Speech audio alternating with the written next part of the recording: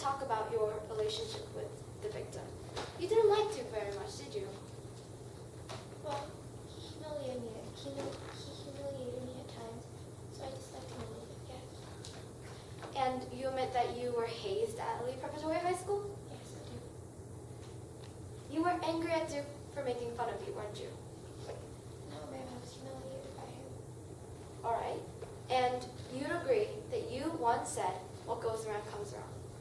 Yes, because I believe in the power of karma, that when bad people do bad things happen to them, and the universe does it for you. You don't have to do anything.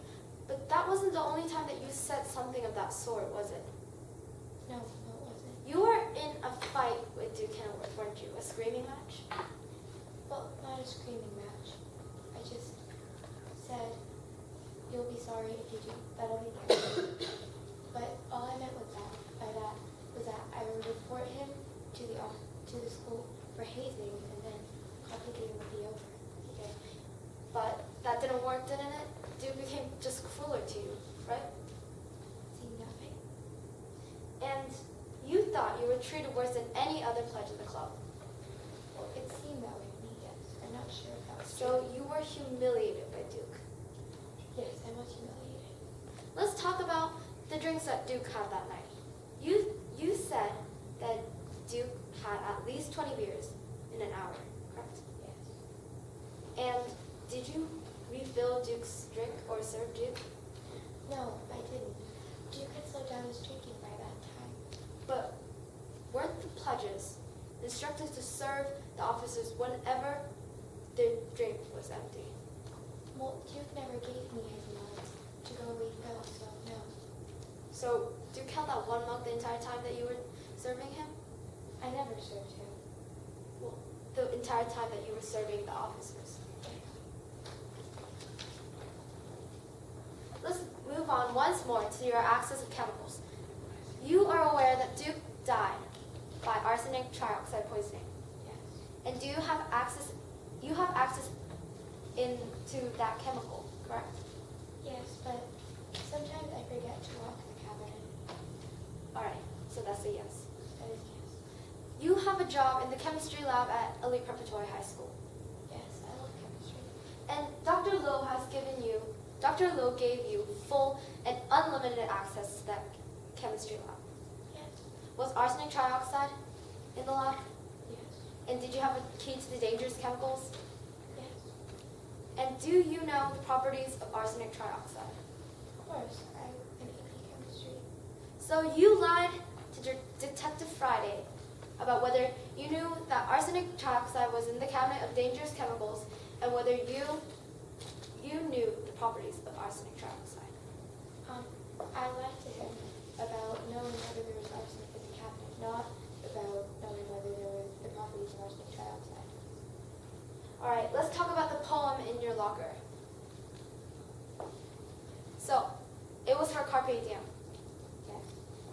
Yes. But you never read it the night of the gauntlet. No, I was actually planning to recite it after I got into the club to gain favor with the members. But you received the flunky award, and that meant that you were out of the club. Oh, I didn't necessarily think it meant that. I thought it just meant that I thought it was just a test that they were testing how far I could go, whether I was tough enough to be in the club or not. However, after Duke's death, you still kept it in your locker, even a year and a half. Yeah, I didn't even know it was in there. It was just shoved into the back of my locker. I wasn't aware of its presence. Don't you think that the contents of that poem, especially this line, quote, "Seize the day and place no trust in tomorrow. Remember, you will die," seem a little suspicious? I believe that's 2 lines in the poem, and the first of them is actually the motto of Carpe Diem. That's why I chose the poem. And about the book. You are aware that Napoleon Bonaparte died by arsenic poisoning, correct? After I read the book, yes, but Napoleon Bonaparte is a famous political figure in history. I was doing a report on Napoleon Bonaparte. But you still knew that Napoleon Bonaparte died by that. Well, yeah, but that book Yes, was in sir. my locker a year and a half after, and I was doing a report for history class then. It has no connection with that. And is that a yes? Yes, after I read the book a year and a half after Duke's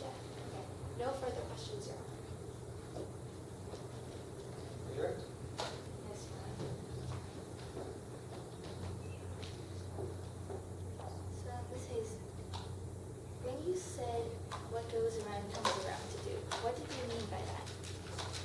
I meant that because of karma, that since Jake was doing bad things, something bad would happen to him. And the universe controls karma. People don't control karma. The universe would do something bad to him, not a person. So did you ever mean that you personally were going to harm him? Of course not. That goes against my moral ethics. And directing your attention to your job as lab assistant, did you touch the chemicals in the locked cabinet on a daily basis? Yes, I reorganize them. Sometimes in order to periodic table, sometimes alphabetically, sometimes because of chemical properties. My finger gets moved in all of those chemicals, not just arsenic drugs. Objection relevance. The witness has just said by periodic table, by alphabetical order. It does not pertain to the case whether or not which order that she arranged the chemicals in her lab. Your Honor, the witness is establishing that she was constantly reorganizing the chemicals. Yes, but the details about how she ordered the chemicals does not matter. I'll overrule the objection if it matters that she's organizing. I'll overrule it. Sir. So let me repeat your question. You touch these chemicals on a daily basis. Yes, all of them. So, would you ever use those chemicals for a reason other than your job? Of course not. That would be stolen property from the school, and that's morally wrong. And did Dr. Lowe completely trust you to do your job? Yes. No further questions, Your Honor. Cross? Yes, Your Honor. Miss Hayes, do you recognize this line from the poem? Be smart, drink your wine, and then remember you will die. Do you recognize that? Yes. Actually, that's not all in one line. Remember you will die is the last line of the poem. Yes. It's not on the same line as Be Smart, Drink Your Wine. But they're both part of the poem, correct? Yes. All right, and I'd like to move on to your access to the chemical lab. For more than half of the time that you were there, Miss Lowe wasn't present, correct? Mr. Lowe, wasn't present, correct? Yes, Mr. Lowe had other commitments. So he wasn't watching you the whole time. No, but I was just reorganizing the chemicals and cleaning up the lab. That was my job as lab assistant. And you had uncontrolled access to all of the chemicals in the lab, correct? Yes, because for my job as lab assistant, I had to reorganize and rearrange the chemicals, so I had to have unrestricted access to all these chemicals. It was my job. Okay. And you had unsupervised access to the chemicals, correct? Yes, well, half the time. The other half, Dr. Lowe was in the lab with me. No further questions, Your Honor. Yes, Your Honor.